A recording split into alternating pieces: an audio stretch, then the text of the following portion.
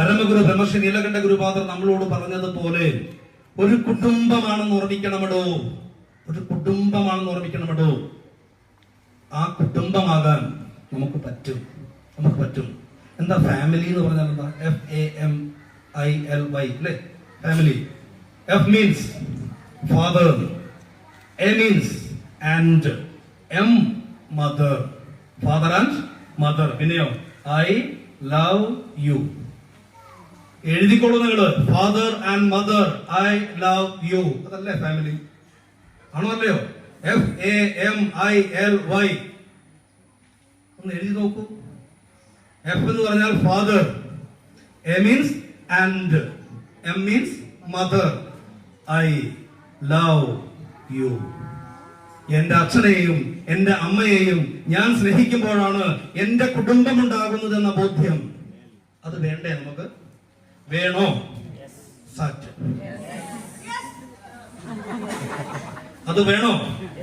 വേണമെങ്കിൽ, ഫാമിലി ആകണമെങ്കിൽ, father and mother I love you എന്ന് നെഞ്ചത്ത് നമുക്ക് പറയാൻ പറ്റണമെങ്കിൽ, നിങ്ങൾക്ക് നിങ്ങളുടെ അമ്മയെയും അച്ഛനെയും സ്നേഹിക്കാൻ സാധിക്കണമെങ്കിൽ, ഇവിടെ നിങ്ങൾ കുട്ടികളെന്ന നിലയ്ക്കാണ് ഞാൻ പറയണത്. കുട്ടികളെന്ന നിലയ്ക്കാണ് പറയണത്. Father and mother I love you. നമ്മൾ ഐ ലവ് യു എന്ന് പറഞ്ഞിട്ടുണ്ടോ? ഉണ്ടോ? ഉണ്ടോ? സച്ച് എന്താ പറയാനുണ്ടാത്തത്? പണ്ട് ഏതൊരു സിനിമയെ പറഞ്ഞിട്ടില്ലേ? എന്നോട് പറ അല്ലേ? ഗാഥ വന്ദനം. ആ ഐ ലവ് യു അല്ല ഞാൻ പറഞ്ഞത്. നീ ഈ ഇരിക്കുന്നതില് എത്ര മക്കൾ നിങ്ങളുടെ അച്ഛനമ്മമാരോട് അച്ഛ ഐ ലവ് യു, അമ്മേ ഐ ലവ് യു എന്ന് പറയുന്നുണ്ട്? ഒന്ന് കൈവക്കി. 2 പേര്, 3 പേര്, 4 പേര്. ഏതാഴ്ത്തു? പറ്റില്ല. നിർബന്ധമായിട്ടും പറയണം. അച്ഛാ ഞാൻ സ്നേഹിക്കുന്നു, അമ്മയെ ഞാൻ അമ്മയെ സ്നേഹിക്കുന്നു, ഐ ലവ് യു അമ്മ, ഐ ലവ് യു അച്ഛാ. പറയണം. അത് പറയാത്തത് കൊണ്ടും കേൾക്കാത്തത് കൊണ്ടും എവിടെയാ പോയിട്ട് പറയാൻ ഞാൻ പറയണ്ടല്ലോ അല്ലെ?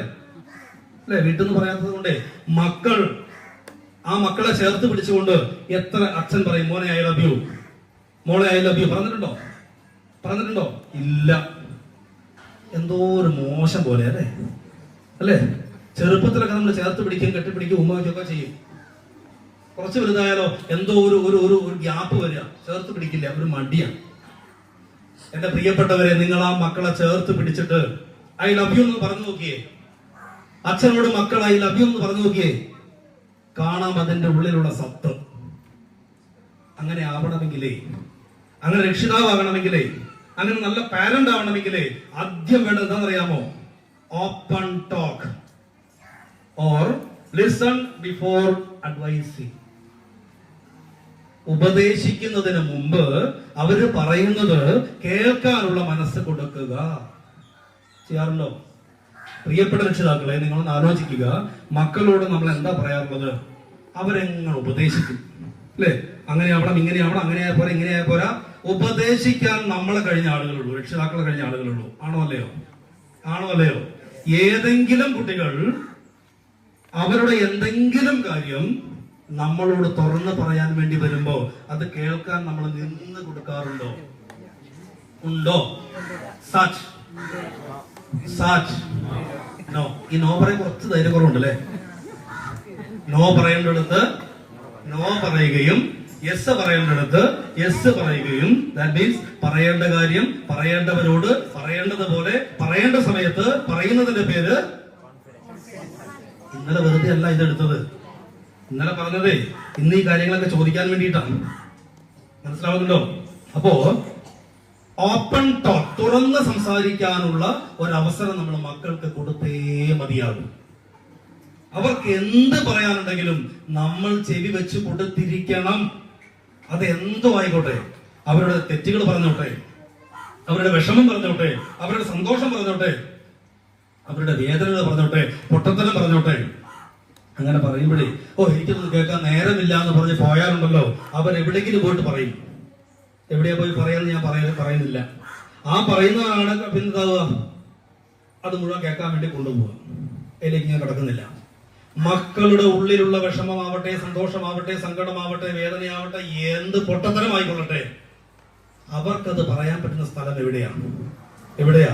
അവനവന്റെ വീട്ടിൽ, അവനവന്റെ അച്ഛൻ്റെ അടുത്ത്, അവന്റെ അമ്മയുടെ അടുത്ത്, അവന്റെ സഹോദരങ്ങളുടെ അടുത്ത്. അല്ലെങ്കിൽ പിന്നെ എവിടെയാ മക്കളെ പോയി പറയേണ്ടത്? എവിടെയാ രക്ഷിതാക്കളെ പോയി പറയേണ്ടത്? എവിടെയാ അമ്മമാരെ പറയേണ്ടത്? എവിടെയാ അച്ഛന്മാരെ പറയേണ്ടത്?